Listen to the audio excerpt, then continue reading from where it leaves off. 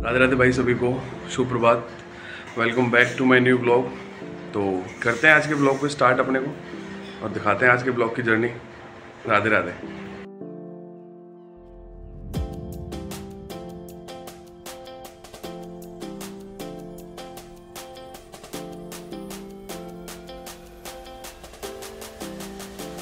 राधे राधे भाई सभी को। तो अकेडमी पहुंच चुके हैं, घर से आ गए थे। घर पे यार एक तो ना ब्लॉग बनता नहीं ठीक से, मतलब कोई ऐसी एक्टिविटी होती ही नहीं घर पे जो मैं घर की ब्लॉगिंग को रिकॉर्ड करके डालूं। बाकी अकेडमी आ गए, थोड़ी बहुत देर में बच्चे आ जाएंगे, प्रैक्टिस स्टार्ट होगी तो प्रैक्टिस करके तो दिखाते हैं आपको, है ना। मिलते हैं फिर। राधे राधे।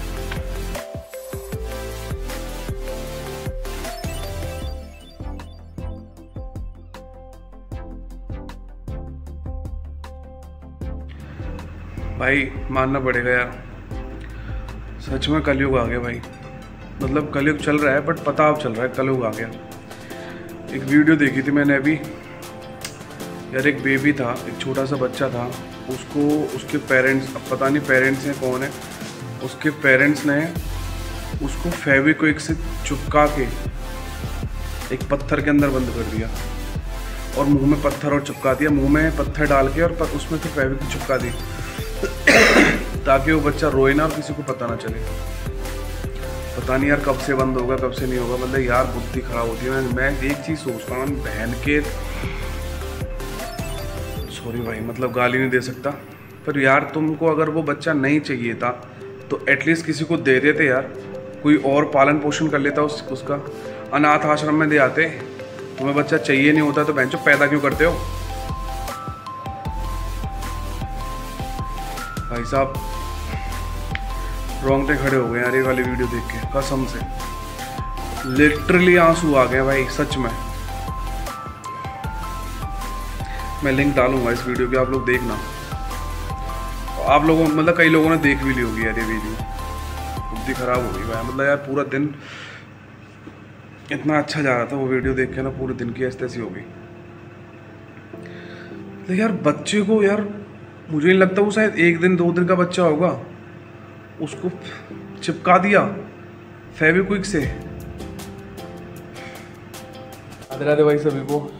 तो यार प्रैक्टिस ओवर हो गई है, कंटेंट आधा कुछ बन नहीं पाया है क्योंकि यार बस ऐसे ही यार, जो कंटेंट होता है उसके चक्कर में फिर मैं ध्यान नहीं रहती कि यार वीडियो भी रिकॉर्ड करनी होती है।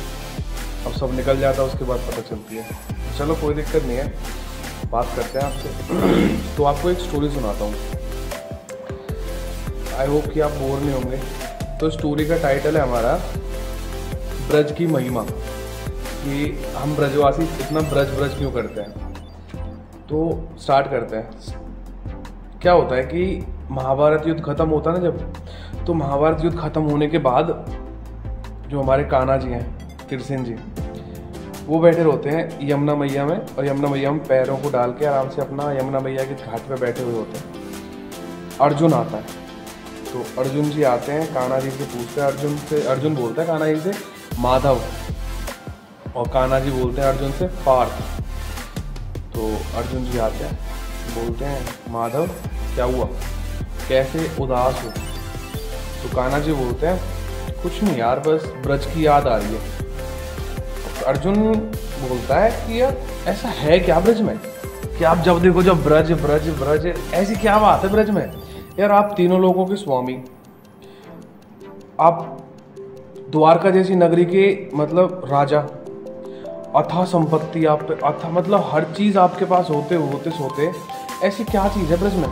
ब्रज में वही मट्टी गोबर की स्मेल और ये वो फलाने दिखाना। अब कान्हा जी हैं भाई वो, अब कान्हा जी सीधे जवाब देते नहीं, वो समझाते हैं, वो मतलब पहले प्रमाण देते हैं कि भाई ऐसा क्यों है, ऐसा क्यों नहीं है। तो पास ही के जगह पे एक टापू सा होता है, मतलब एक जगह होती है समुद्र के बीच में।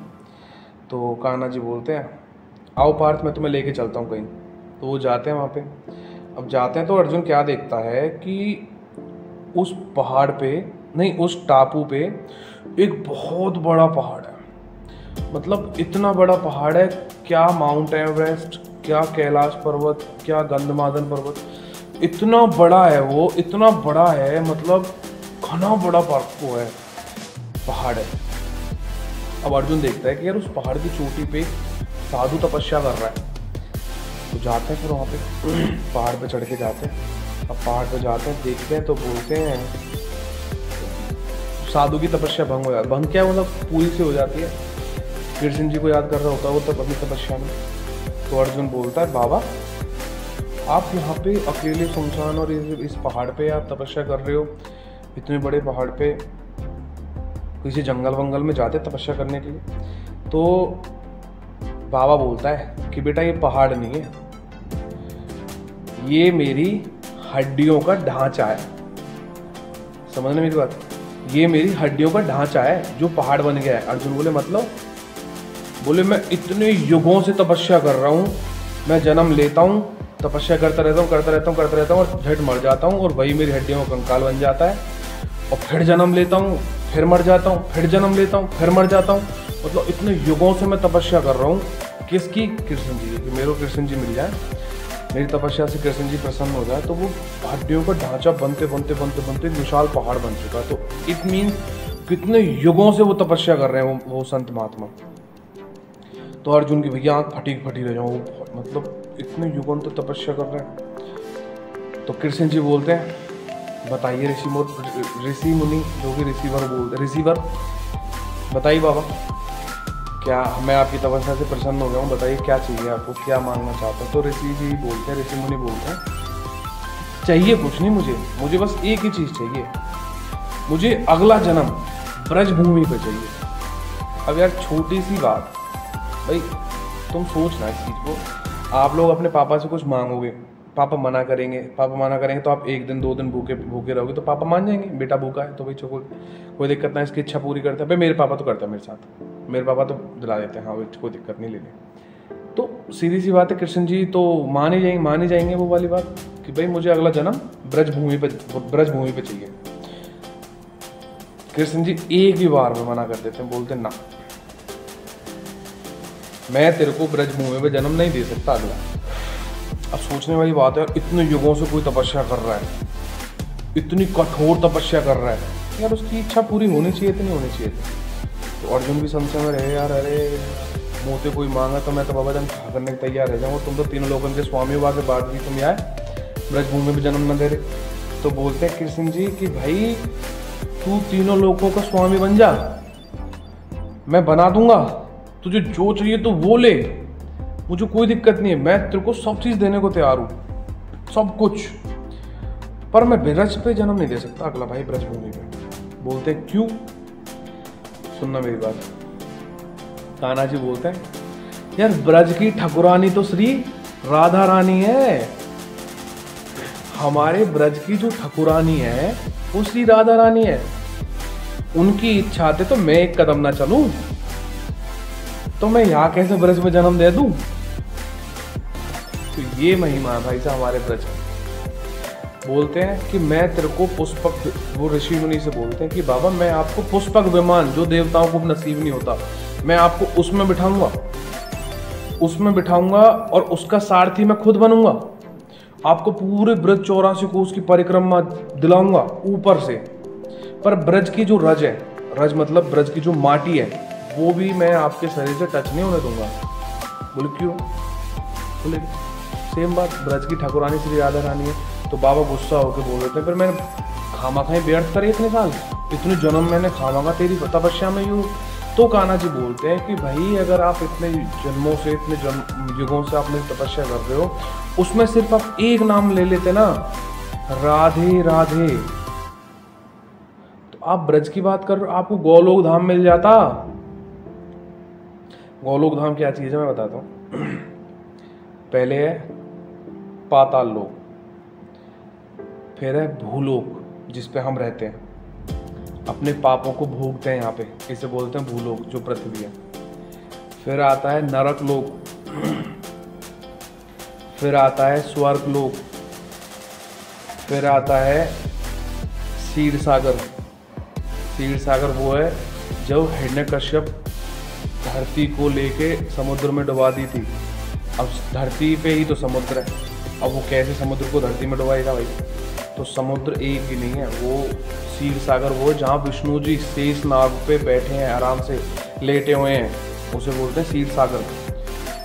तो उसमें जब वराह अवतार लिया था विष्णु भगवान जी ने, तो कोई दिक्कत नहीं। तो भैया फिर क्षीर सागर आता है, फिर क्या हो गया, पहले पाताल लोक, भूलोक, नरक लोक, स्वर्ग लोक, क्षीर सागर, हाँ फिर आता वैकुंठ लोक, फिर आता ब्रह्मलोक, फिर एक लोक और आता है, मैं भूल रहा हूँ उसका नाम, भूल रहा हूँ मैं। इसके बाद आता है गोलोक धाम, उसके ऊपर कोई कुछ भी नहीं, उसके ऊपर सब खत्म, सबसे ऊपर है हमारा गोलोक धाम। ठीक है, मैं इसीलिए बोलता हूँ आप लोगों से राधे राधे बोलने को, यार राधे राधे बोला करो, भगवान का भजन किया करो। और फिर यार हमारे ब्रज की महिमा तो देख लो।